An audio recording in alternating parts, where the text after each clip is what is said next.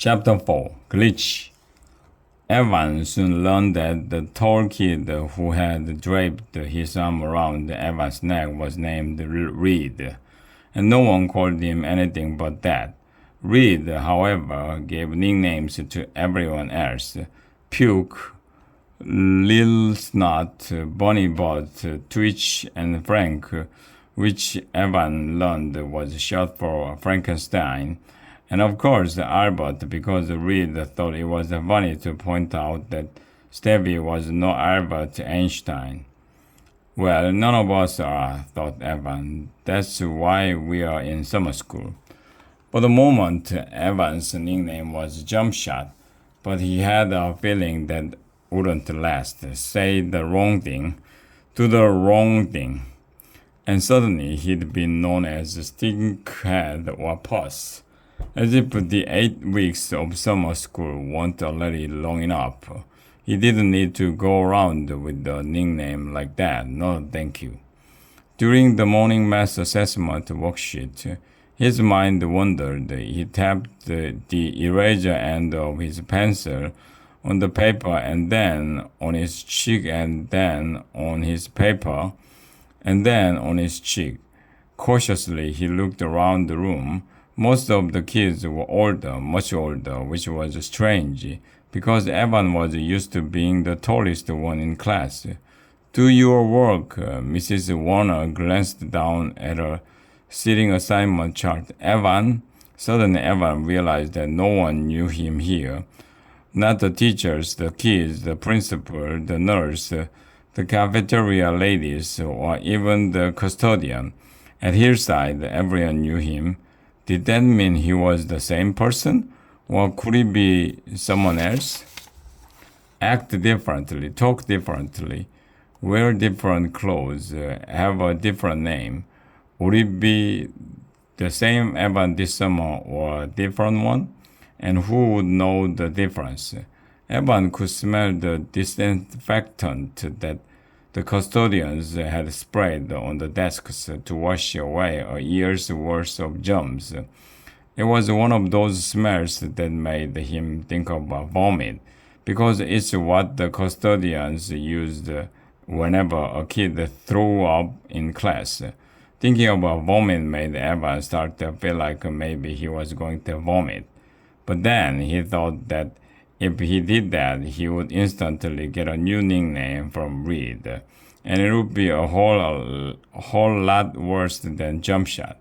Albert, hey Albert, a voice hissed in a whisper, just loud enough to be heard by the other students, but not by Mrs. Warner, who was now talking to another teacher who had just walked into the room.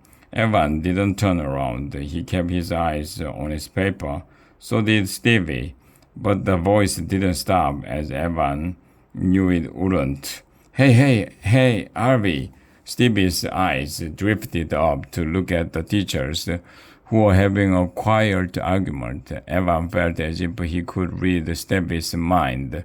Do something, he was trying to tell the teachers. Hey, incoming. A red gummy bear flew through the air, but missed Stevie by a few feet. Evan felt his temperature rise. He stared hard at the gummy bear on the floor. It lay on its side, stiff and unmoving, like a pilot shot out of the sky. Stevie didn't turn around, but Evan saw his shoulders tense up. Then a green gummy bear went flying, and this one hit the back of Stevie's head. He flinched and swiped at his neck, but the gummy bear had already fallen to the floor, another soldier down in battle. The teachers moved to a far corner of the room as their voices grew louder in disagreement. They didn't notice what was happening with the attack. Of course, kids like Reed were good at knowing when teachers were distracted. They had a sixth sense for it. Gummy bears, ingenious, they didn't make a sound when they landed. Stevie bent his head lower. His shoulders hunched forward, like he was building a small fort around himself. "Time's up," said Mrs. Warner loudly.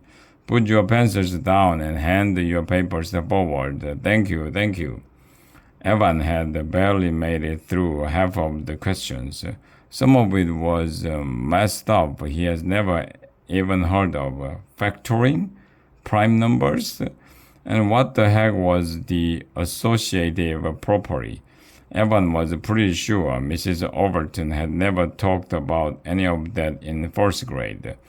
The second teacher, the one who had been disagreeing with Mrs. Warner, came to his desk and said, "Hi, Evan. My name is Miss Dixon. Why don't you come with me?" Evan didn't like being singled out like this. He knew it made him more of a target for kids like Reed, but he was also glad to get away. He didn't want to watch any more gummy bears flying to their deaths. The hallway was long and bleak. No artworks, no posters encouraging good behavior, no doors decorated to look like the covers of books. If this was what middle school was going to be like, it looked pretty grim. "Here we are," said Miss Dixon, "my secret lair." She smiled wickedly. They sat down in the crammed room that wasn't much bigger than a closet, side by side at a small rectangular table with a walnut brown laminate top.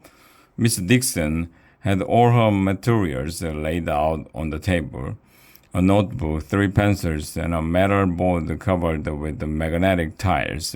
The tiles had letters on them, but they were arranged in a way Evan couldn't make any sense of it.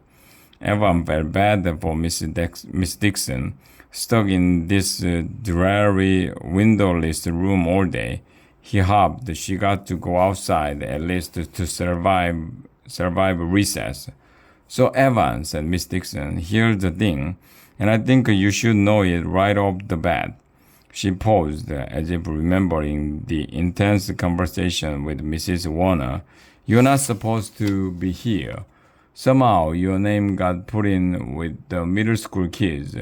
We have a new clerk in the office." She shook her head. "That doesn't matter. The students who are still in elementary school, even the ones who have finished the 5th grade but haven't started 6th grade yet, are all at Michelle for the summer." "Oh," said Evan, "does that mean I will take a bus in the morning?" He knew that the Michelle school was too far to walk, and it would be hard for his mom to handle the drop-off and pick-up for both Jesse and him if they were at 2 different schools on 2 different schedules. She had to work every day, and time was always tight. "No," said Miss Dixon, "there aren't buses for the summer session. We can't. It's not that simple. A lot of what summer school is all about is getting one-on-one help with specialists who teach certain very specialized programs, reading specialists like me, and math interventionists, and OT and PT, and all kinds of different support teachers. And all our schedules are set for the summer. So even though you will spend some of the time in the classroom with Mrs. Warner working on general skills, you'll also meet with me every day for reading and Mr. G for math review. And because our schools are already locked in, we can't switch you to Mitchell, which is where you really belong, with kids your own age. Do you see what I mean?" Evan nodded. "A mistake, a glitch, a missed shot. That happened sometimes in basketball, even if you practice really hard." "Do you think you will be okay with that?" asked Miss Dixon seriously. "Being with all the kids, it can be hard, especially when you are the only one who's younger. I mean, I know you're tall for your age, so you look like you fit in. But maybe it still feels a little weird, uncomfortable." Evan looked at Miss Dixon. She seemed like one of the good ones. Hadn't she already said that the teachers' schedules were locked in? And that there were no buses to help his mom get him to the other school?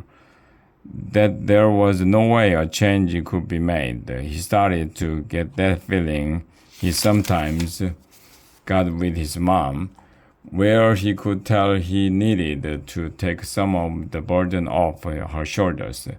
She worked really hard and had two kids to take care of, and Jesse could be a real pain in the neck.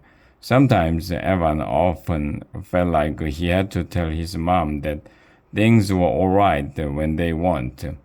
That's what had led to the whole lemonade war last summer. It's no big deal, Evan said, shrugging his shoulders.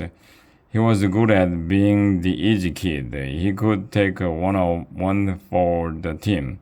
I'll be fine here. I like it. It feels good being with the big kids.